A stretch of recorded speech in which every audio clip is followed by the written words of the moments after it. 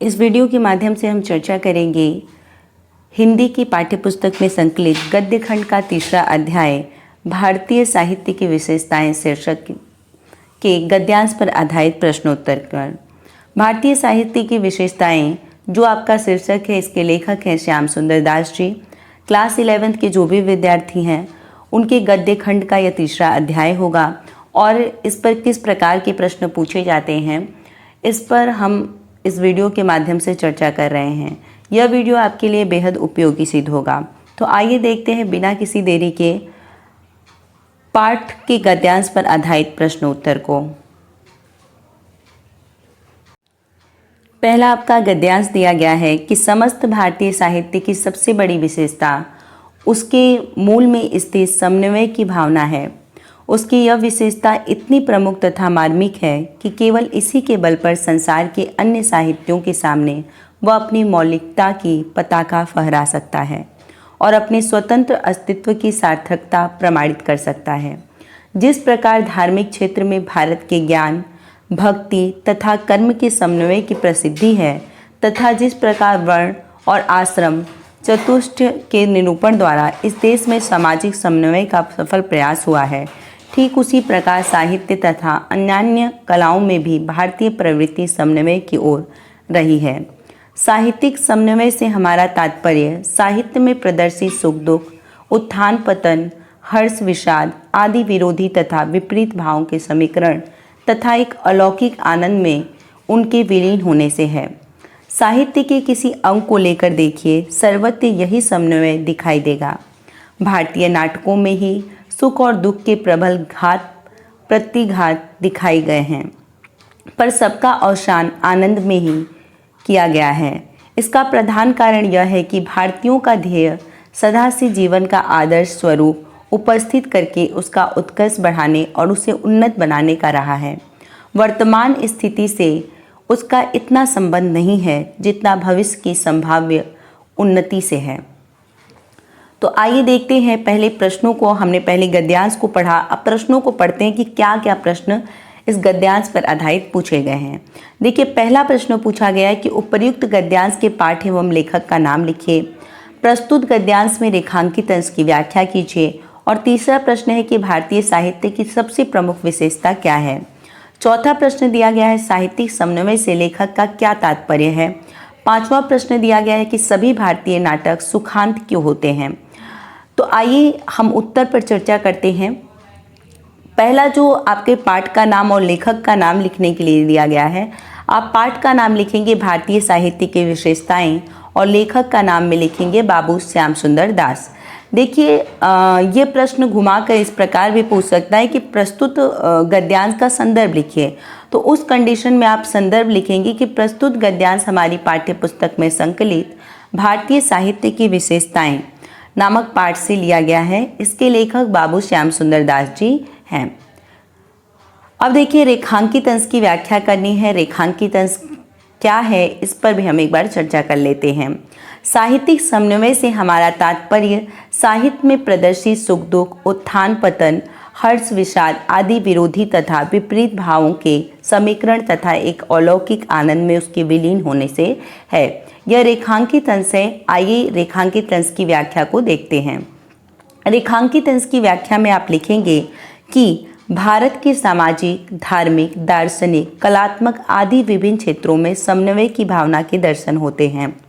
भारतीय साहित्य में समन्वय की इस भावना को विशेष महत्व दिया गया है।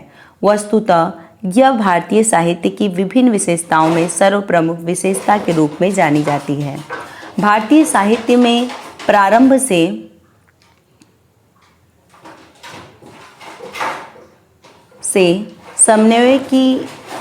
समन्वय की भावना पर आधारित साहित्य का सृजन किया गया है।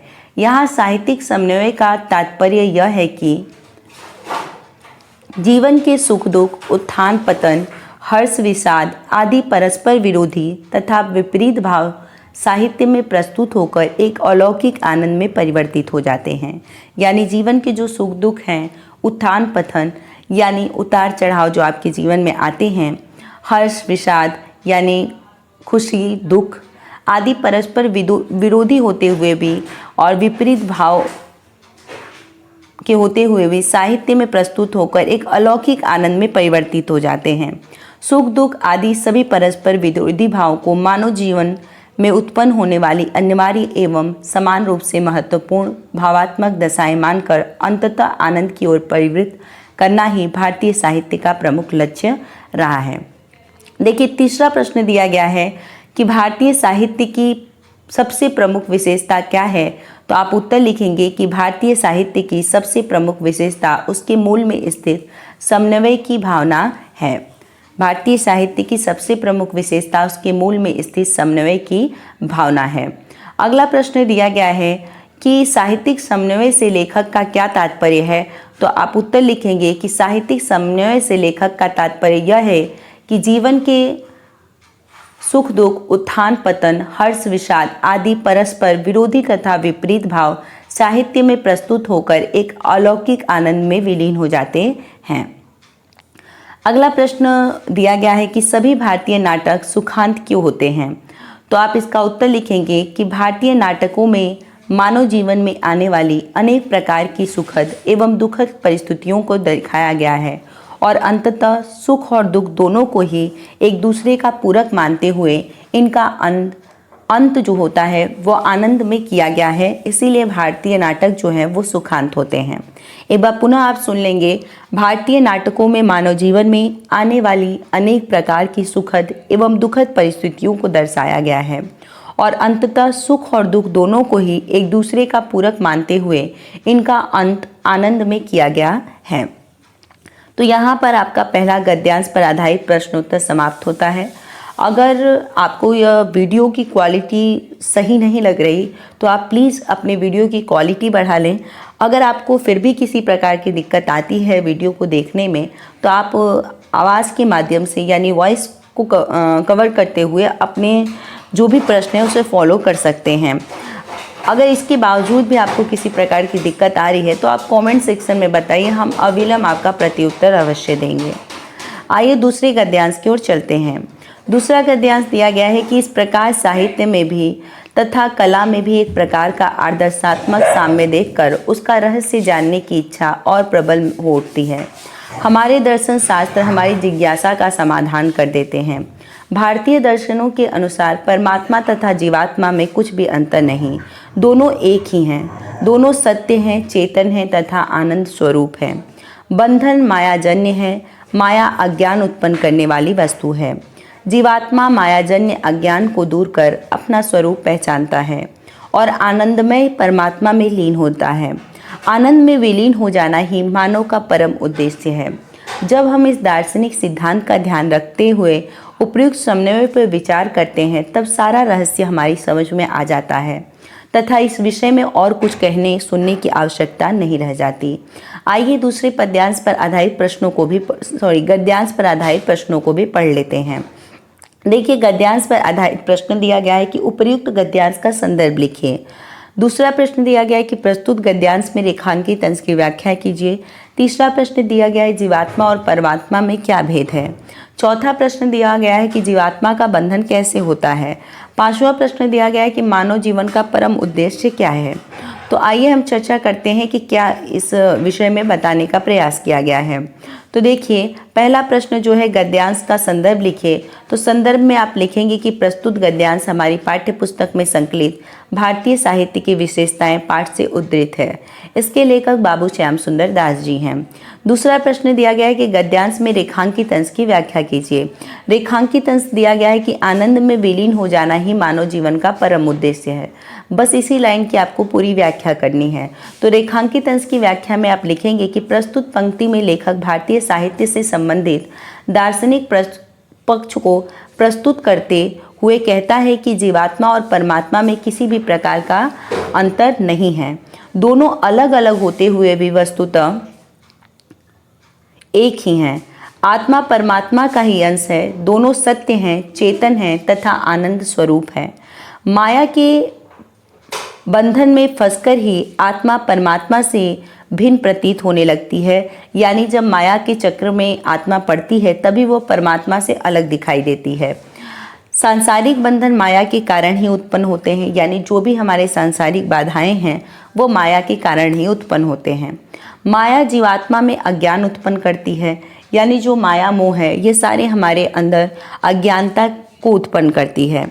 जब तक यह अज्ञान रहता है तब तक जीवात्मा को आनंद की अनुभूति नहीं होती, परंतु जब माया का यह बंधन समाप्त हो जाता है तो जीवात्मा आनंद से परिपूर्ण परमात्मा में लीन हो जाती है और उसे मोक्ष मिल जाता है।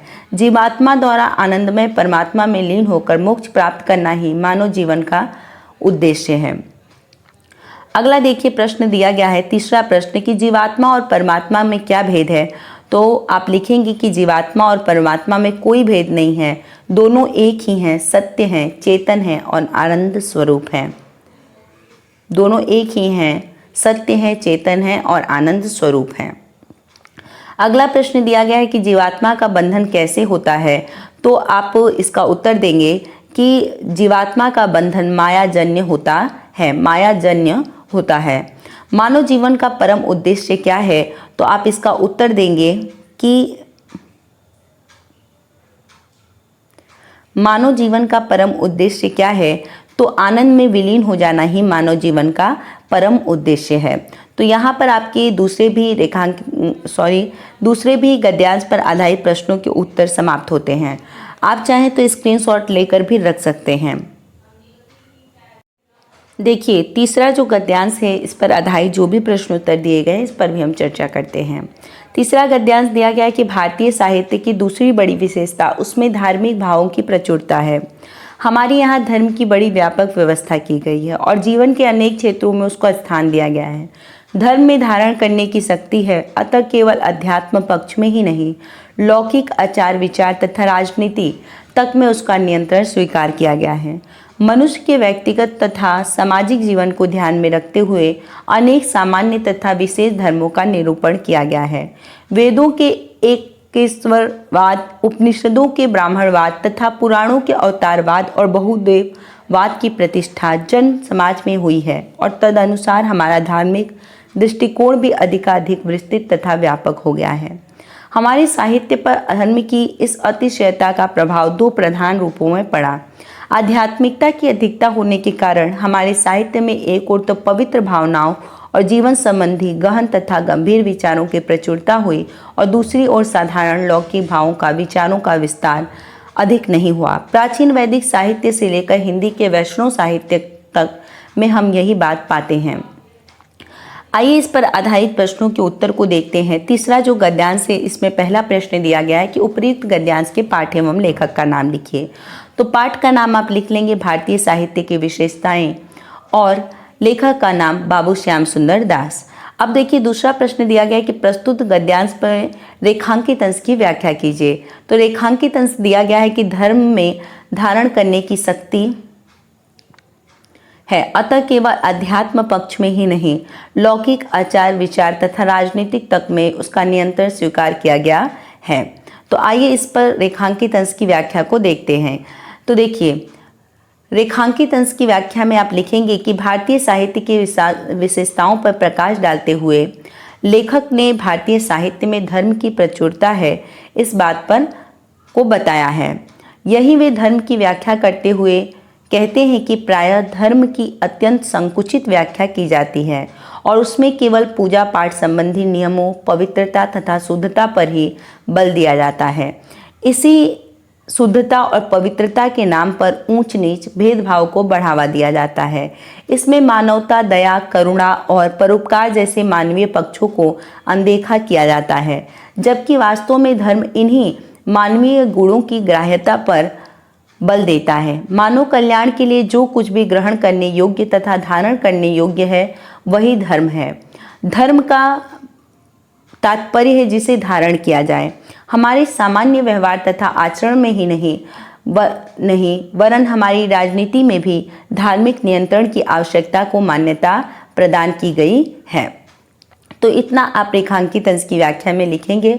अगर आपने नहीं समझा होगा तो यहाँ से स्क्रीनशॉट ले सकते हैं। अगला प्रश्न दिया गया है कि लेखक ने भारतीय साहित्य की दूसरी बड़ी विशेषता क्या बताई है। तो आप इसका उत्तर लिखेंगे कि भारतीय साहित्य की दूसरी बड़ी विशेषता उसमें धार्मिक भावों की प्रचुरता है। अगला प्रश्न दिया गया है कि आचार विचार तथा राजनीति में धर्म का नियंत्रण क्यों स्वीकार किया गया है। तो आप उत्तर लिखेंगे कि आचार विचार तथा राजनीति में धर्म का नियंत्रण इसलिए स्वीकार किया गया है क्योंकि धर्म में धारण करने की शक्ति होती है। अगला प्रश्न है कि हमारे साहित्य में धर्म की अतिशयता का क्या प्रभाव पड़ा है। तो आप इसका उत्तर लिखेंगे कि हमारे साहित्य में धर्म की अतिशयता का प्रभाव दो रूपों में पड़ा है।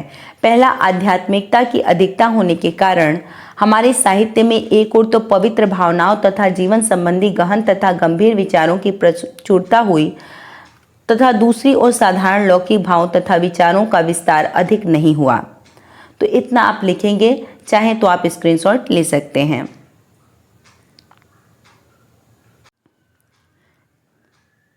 देखिए, अगला जो आपका घ नंबर गद्यांश है, इस पर भी हम चर्चा करते हैं।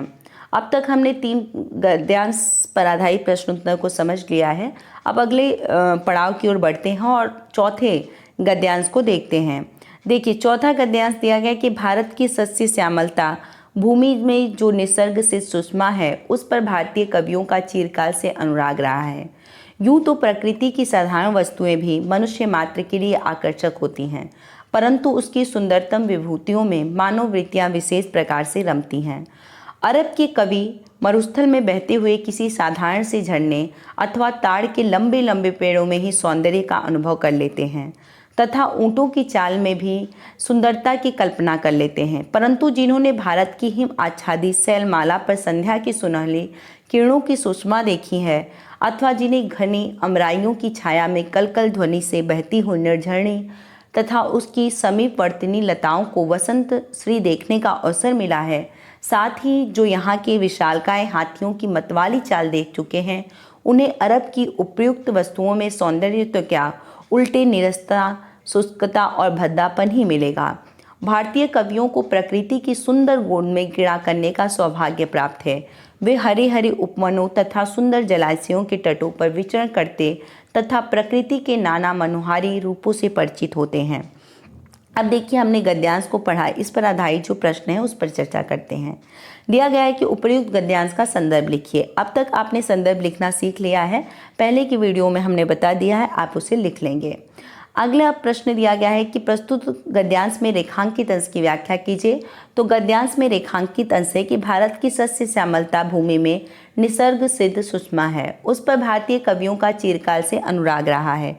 यूं तो प्रकृति की साधारण वस्तुएं भी मनुष्य मात्र के लिए आकर्षक होती हैं, परंतु उसकी सुंदरतम विभूतियों में मानव वृत्तियां विशेष प्रकार से रमती हैं। तो आइए इस पर हम चर्चा करते हैं। रेखांकित अंश की व्याख्या में आप लिखेंगे कि लेखक प्रस्तुत पंक्ति द्वारा भारतीय कवियों पर भारत की प्राकृतिक सुषमा के प्रभाव को स्पष्ट करते हुए कहता है कि प्रत्येक देश के साहित्य पर वहाँ की भौगोलिक परिस्थितियों तथा प्राकृतिक वातावरण का प्रभाव पड़ता है। भारतीय कवियों पर भी प्राकृतिक सौंदर्य और वातावरण का व्यापक प्रभाव पड़ा है। सौभाग्य से भारतवर्ष में प्रकृति का अनुपम सौंदर्य सर्वत्र विद्यमान है, इसीलिए भारतीय कवि सदैव प्रकृति प्रेमी रहे हैं और उनकी कविताओं में किसी न किसी रूप में प्रकृति का चित्रण अवश्य होता रहा है। चाहे तो आप यहाँ स्क्रीनशॉट भी ले सकते हैं। आगे देखिए, तीसरा प्रश्न दिया गया है कि विशेष प्रकार की मानव वृत्तियाँ कहाँ रमती हैं। तो आप इसका उत्तर लिखेंगे प्रकृति की सुंदर विभूतियों में मानव वृत्तियाँ विशेष रूप से रमती हैं। अगला प्रश्न दिया गया है कि अरब देश के कवि किन वस्तुओं को देखकर सुंदरता की कल्पना कर लेते हैं। तो आप लिखेंगे इसका उत्तर कि अरब देश के कवि मरुस्थल में बहते साधारण झरनों, ताड़ के लंबे लंबे वृक्षों तथा ऊँटों की चाल को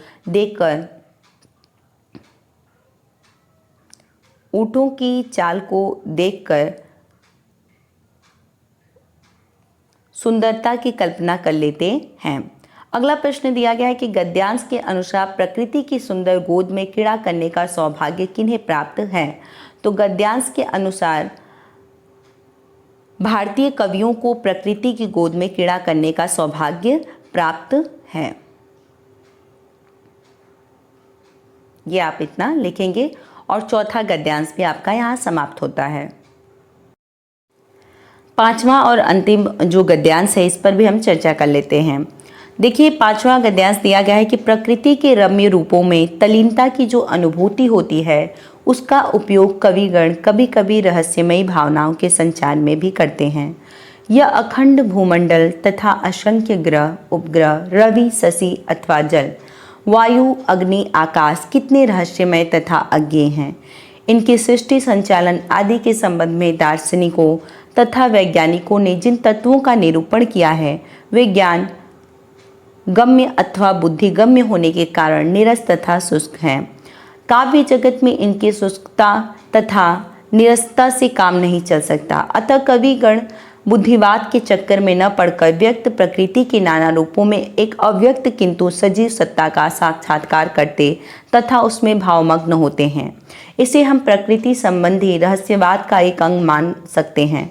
प्रकृति के विविध रूपों में विविध भावनाओं के उद्रेक की क्षमता होती है, परंतु रहस्यवादी कवियों को अधिकतर उसके मधुर स्वरूप से प्रयोजन होता है, क्योंकि भाव आवेश के लिए प्रकृति के मनोहर रूपों की जितनी उपयोगिता है उतनी दूसरे रूपों की नहीं होती। आइए इस पर आधारित प्रश्न उत्तर को पढ़ते हैं। देखिए, इस पर आधारित प्रश्न दिए गए हैं कि उपयुक्त गद्यांश के पाठ एवं लेखक का नाम लिखिए। अब तक हमने आपको बता दिया है कि पाठ का नाम भारतीय साहित्य की विशेषताएं और लेखक का नाम बाबू श्याम सुंदर दास है। दूसरा प्रश्न दिया गया है कि प्रस्तुत गद्यांश में रेखांकित अंश की व्याख्या कीजिए। इस पर हम आगे चर्चा करते हैं। तीसरा प्रश्न दिया गया है कि कविगण किसमें भावमग्न होते हैं। चौथा प्रश्न दिया गया है कि लेखक के अनुसार रहस्यवाद क्या है। पांचवा प्रश्न दिया गया है प्रकृति के रम्य रूपों में तल्लीनता की जो अनुभूति है उसका उपयोग कविगण किसमें करते हैं। तो देखिए, रेखांकित अंश को पहले हम देख लेते हैं कि रेखांकित अंश में पूछा क्या गया है। तो कहा गया है रेखांकित अंश में कि प्रकृति के रम्य रूपों में तल्लीनता की जो अनुभूति होती है उसका उपयोग कविगण कभी कभी रहस्यमयी भावनाओं के संचार में भी करते हैं। तो आइए हम रेखांकित अंश की व्याख्या को समझते हैं। रेखांकित अंश की व्याख्या में आप लिखेंगे कि लेखक के अनुसार एक साहित्यकार सदैव ही प्रकृति की रहस्यवादी अनुभूतियों को प्रकट करता रहा है। वह प्रकृति की सुंदरता से हमेशा आकर्षित होता रहा है। भारत में अद्भुत प्राकृतिक सौंदर्य विद्यमान है। प्रकृति के सौंदर्य को देखकर मानव समुदाय को असीम आनंद की प्राप्ति होती है। कवियों ने प्रकृति के इन सुंदर रूपों का प्रयोग रहस्यवादी भावनाओं को प्रकट करने के लिए भी किया है। प्रकृति के अपार सौंदर्य को देखकर वह इसमें इतना अधिक तल्लीन हो जाता है कि उसे प्रकृति के विभिन्न अंगों तथा उनके क्रियाकलापों में सृष्टिकर्ता के अनेक रहस्यों का बोध होने लगता है। आत्मा एवं परमात्मा के पारस्परिक संबंध पर आधारित कितनी ही रहस्यपूर्ण जिज्ञासाओं का समाधान प्रकृति के विभिन्न रूपों में तन्मय होते ही प्राप्त होने लगता है। प्रकृति को एकाग्रचित होकर देखने से जो अनुभूति होती है उसका उपयोग रहस्यवादी भावनाओं को अभिव्यक्त करने हेतु भी किया जाता रहा है। इस प्रकार कवियों की रहस्यवादी भावना की प्रेरणा स्रोत प्रकृति ही है। आप यहाँ से स्क्रीनशॉट ले सकते हैं ताकि आपको किसी प्रकार की दिक्कत न हो रेखांकित अंश की व्याख्या लिखने में। अगला प्रश्न दिया गया है कि कविगण किसमें भावमग्न होते हैं। तो आप उत्तर लिखेंगे कि कविगण प्रकृति के नाना रूपों में एक अव्यक्त सजीव सत्ता का साक्षात करते हुए उसी में भावमग्न होते हैं। कविगण व्यक्त प्रकृति के नाना रूपों में एक अव्यक्त सजीव सत्ता का साक्षात्कार करते हुए उसी में भावमग्न होते हैं। अगला प्रश्न दिया गया है कि लेखक के अनुसार रहस्यवाद क्या है। तो आप उत्तर देंगे कि लेखक के अनुसार प्रकृति के मधुर, मनोहर और सुकोमल रूप की कामना करना, अपनाना तथा उसे व्यक्त करना ही रहस्यवादी कवियों की विशेषता रही है तथा यही उनका रहस्यवाद है। प्रकृति के रम्य रूपों में तल्लीनता की जो अनुभूति है उसका उपयोग कविगण किस में करते हैं।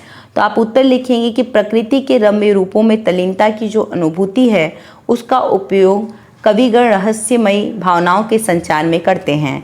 आप इन तीनों प्रश्नों के उत्तर को भी चाहें तो स्क्रीनशॉट ले सकते हैं। यहाँ पर पूरे गद्यांश पर आधारित तीसरे पाठ का जो भी प्रश्न उत्तर था वो समाप्त हुआ। तो आज के लिए इतना ही। आगे जुड़ेंगे हम नए वीडियो को लेकर। तब तक के लिए धन्यवाद। जय हिंद महादेव। घर रहिए, सुरक्षित रहिए।